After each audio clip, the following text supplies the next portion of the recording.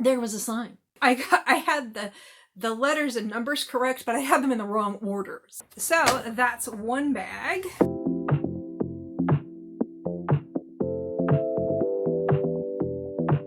Hi, I'm Sock Marionette, doing business as Bargain Counter Argument, and I'm a middle-aged lady in a tiara talking about books. And this is, as the title thumbnail probably suggests, about my trip to the Barnes & Noble outlet that just opened a couple, 2-3 months ago in Stamford, Connecticut. The only other Barnes & Noble outlet is the one in Portland, Oregon. A bit of a trek.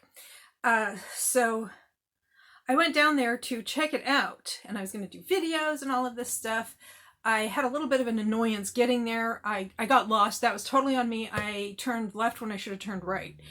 I thought it was on one side of I-95 and it's actually on the other side, so I ended up having to, drive around in circles just a wee bit, and including around the WWE headquarters and arena.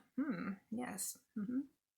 And I finally got there, and the parking was by then the only problem I had was I really had to go to the bathroom. And the parking was it was one of those where you scan a QR code or you text or you phone. And so I tried doing that and nothing was working. And I was like, okay, I just will go use the bathroom and then figure out what's happening with that. So I did that. And while I was waiting to talk to a sales associate at Barnes & Noble in the hopes that they could tell me where to go to resolve my parking issue, which they eventually did, no problem. They were very nice about it. But there was a sign, and it said that they're losing their lease. And I knew they had lost their lease, but I thought they had renewed it so that they could be a Barnes & Noble outlet permanently. But no, they're just a Barnes & Noble outlet while they run out the lease. So they're going to be closing sometime in July. So I have a picture of the sign. I'll pop it in here somewhere. So I was glad I went when I did, and I probably won't be going back because, I got a lot of books. I had a good time, but the wind was kind of taken out of my sails, and I had to run all over trying to resolve the parking situation. And there were other people who had the same issue I did, because the signal in the parking garage is not good. And so you have to track down a human being, and then you have to go through this rigmarole, and he needed my license plate number. And I was like, well, I think it's blah-de-blah. And he's like, are you sure? And I'm like, I'll go take a picture of it. So I went down, took a picture of my license plate, and actually I had the letters and numbers correct, but I had them in the wrong order. So I'm glad I went back and took care of that. So so I was a little flustered and kind of warm because I was, so I did get a little bit of footage, which I will put in here with some jaunty music.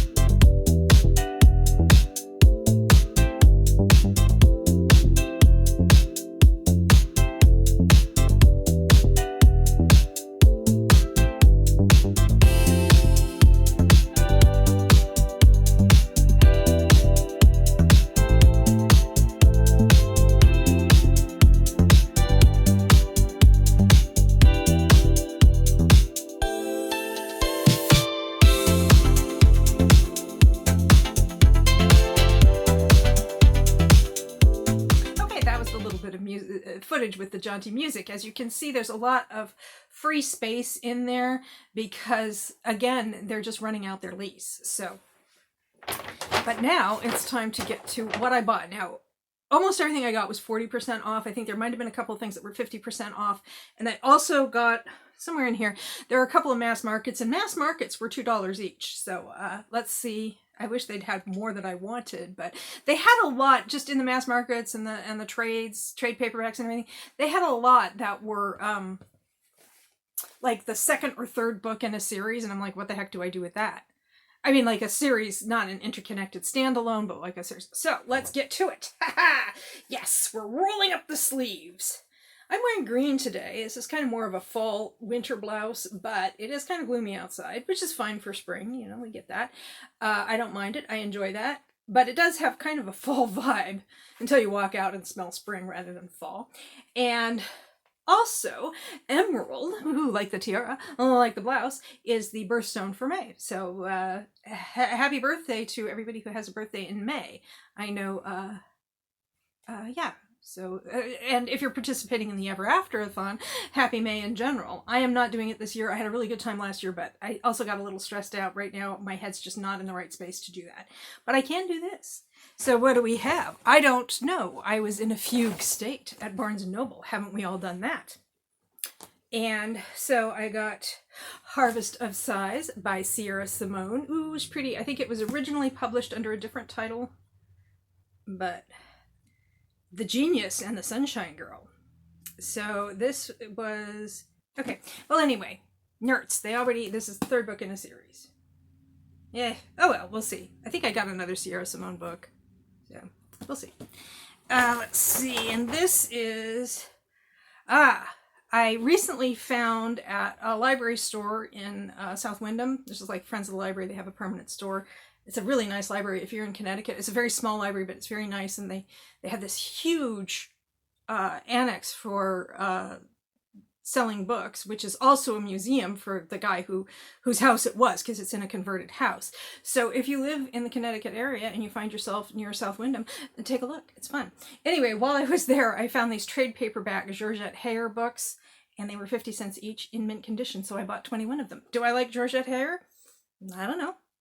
If it turns out I don't like Georgette Heyer, will they find a good home? I'll figure something out.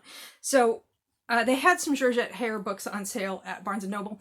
I know that at least one of them I already had. I wasn't sure about the other. However, this one I knew I didn't have, which is Snowdrift and Other Stories. So this is short stories by Georgette Heyer. So that's going with the others.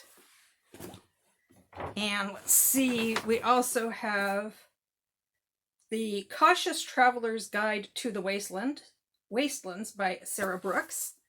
This is science fiction, speculative fiction, whatever you want to call it, SF. And this is, there is only one way to travel across the wastelands on the infamous and enthralling Trans-Siberian Express. Ooh, I love it. I love a train story. There was a previous journey. Something went horribly wrong, though no one seems to remember exactly what. So there's somebody who spent her entire life on board. I wonder if it's like kind of like Snowpiercer.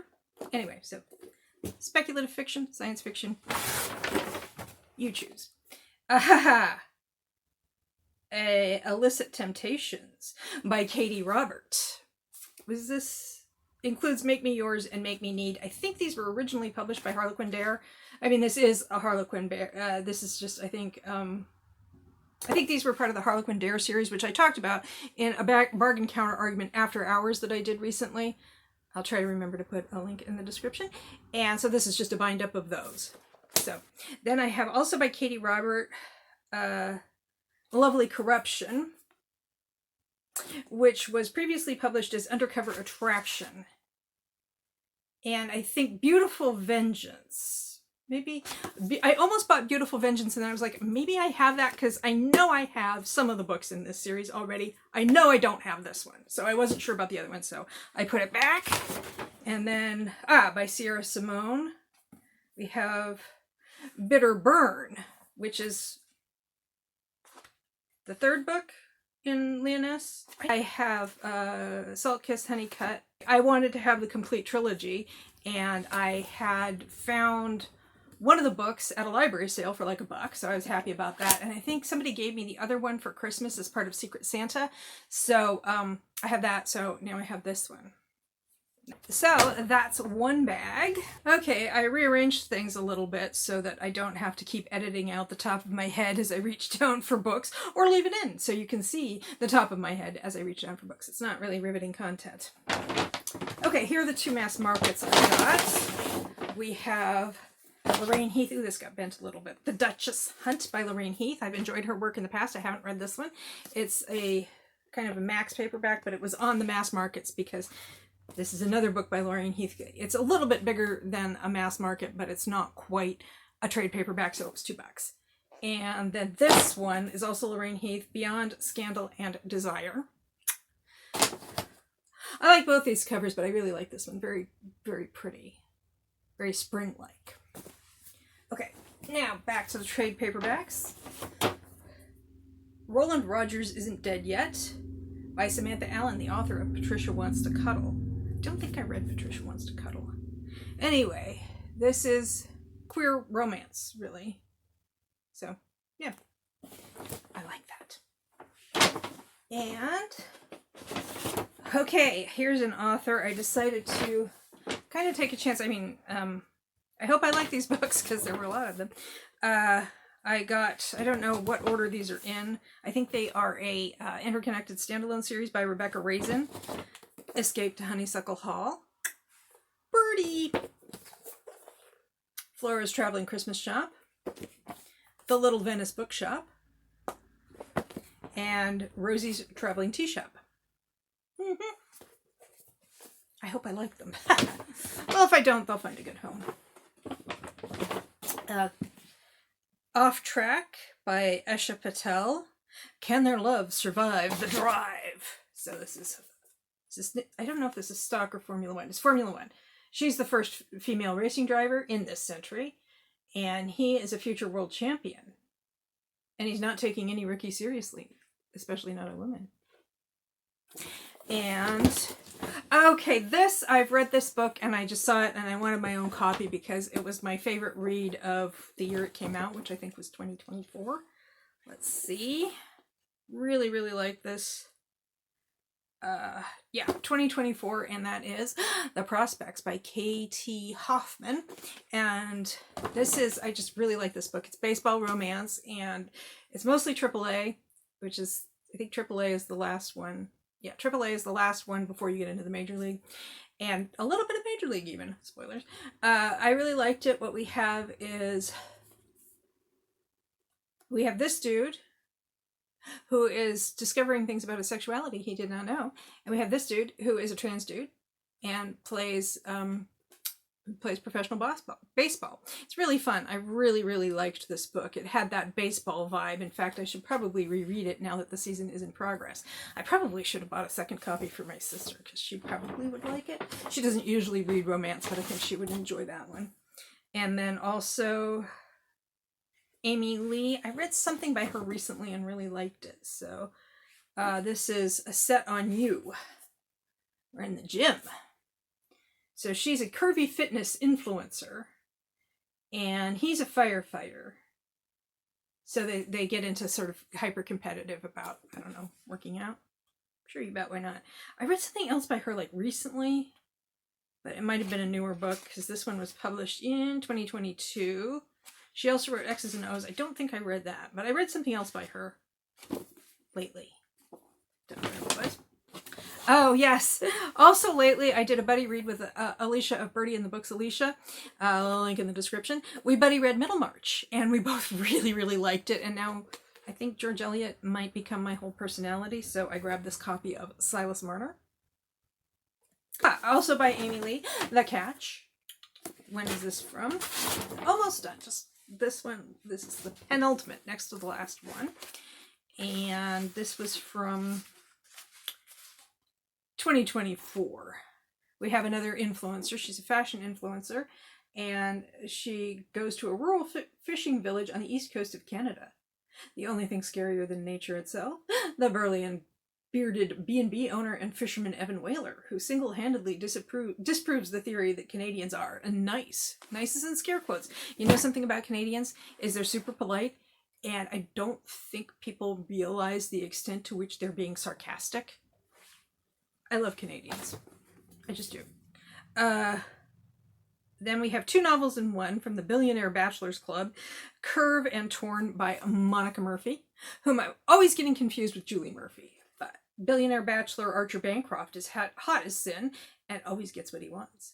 But he wants his best friend's sister. Ooh, that's Crave. And Torn is, she came to the party for one thing only, to slap Gage Emerson in the face. And then she found out that that was his, like, specific kink. I knew somebody like that. Fun guy. Not this one, especially not this sexy tycoon is going to snatch up her family's real estate empire. Woohoo, woohoo. So those are the books I got at Barnes & Noble. And I'm glad I went. I'm especially glad I went now that I know that they're not going to be open for much longer, that they've only got 2 months left. I did have a good time. The drive was a little stressful because I had to go on I-95, and for the most part, people were behaving themselves. The truckers on I-95 are really good because they travel that so much that they know exactly what the choke points are, and they're really, really very, very good on that. We did have a couple of passenger cars that were like weaving in and out at great speed, and I'm like, oh, why are you, if you want to go 70 miles on an interstate, I hear I-94 in North Dakota is lovely this time of year. I also, when I see them, I always think, what are you running from or running to? Where are you going? Where have you been? That was Barnes & Noble, and I'm sorry they're not going to be there anymore.